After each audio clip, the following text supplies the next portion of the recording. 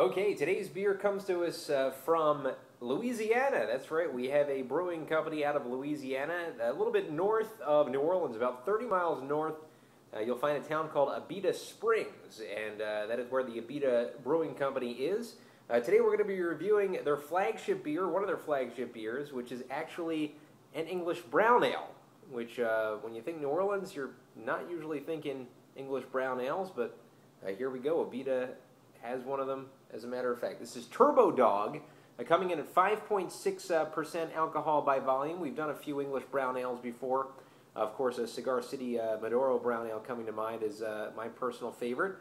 This one I've seen many, many times. I'm not sure I had it before. I may have and may not have remembered it so much, or I may have just seen it and not had it. This one uses Willamette hops, of course a little more malty than the other hoppy beers because it's an English brown ale. So the IBU count is rather low, 28 IBUs as a matter of fact. It uses pale crystal and chocolate malts to produce a chocolate toffee flavor, according to the description. Now, the Abita Brewing Company was founded back in 1986, so about 25, a little over 25 years old, heading up to its 30th birthday in a few years. English brown ales spawning from the mild brown ales and usually a little more rich and sweet than the milder counterparts in England. This one supposedly chocolate-based, and it does have a little description on the back here. TurboDog is a dark brown ale brewed with pale caramel and chocolate malts and Willamette hops. And this combination gives TurboDog its rich body and color and a sweet chocolate toffee-like flavor. Basically exactly what I just said. There is the logo of Abita TurboDog. Now let's crack her open. Pry off this cap right here. Love the style of bottle. It's more like a Founder's kind of style of bottle, which 12 ounces, but it always looks a little less than 12 ounces, but it is 12. We'll pour it into our pint glass, which is the appropriate vessel, or one of the appropriate vessels for an English brown ale. And we'll fill her up all the way to the top right here, completely using the bottle up.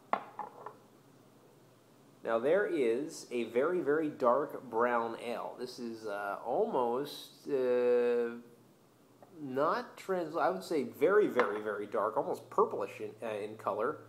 You don't get much more dark than this with an English brown ale. So very thin kind of head of foam here on the beer.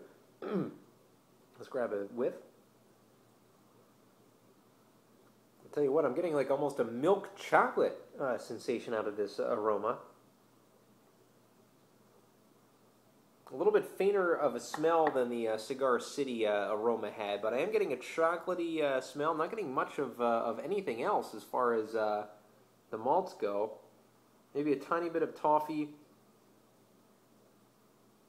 Actually, now the toffee's kind of overpowering the chocolate, so maybe I was a little bit quick to say nothing more than chocolate. The toffee seems a little more here as I kind of put my nose a little closer to the beer here. So, very good smelling beer, very sweet smelling, but not the most aromatic until you actually dip your nose down. But you know what? When you do dip your nose down, it's a nice smelling beer, definitely. Let's grab a taste here.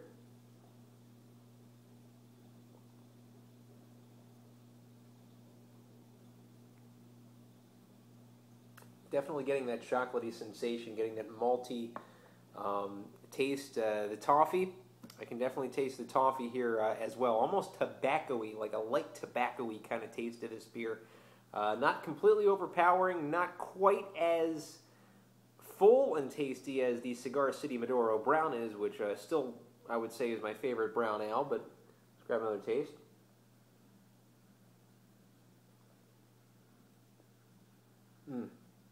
This is a very tasty beer. This is definitely an accessible, drinkable beer.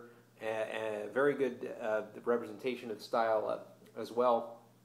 Nothing really wrong with this one. It's not quite the highest echelon beer that I've ever had in this style. However, it's definitely a beer that I would go to and not feel too bad going to if it was supplied. So I will give Abita TurboDog a 7 out of 10.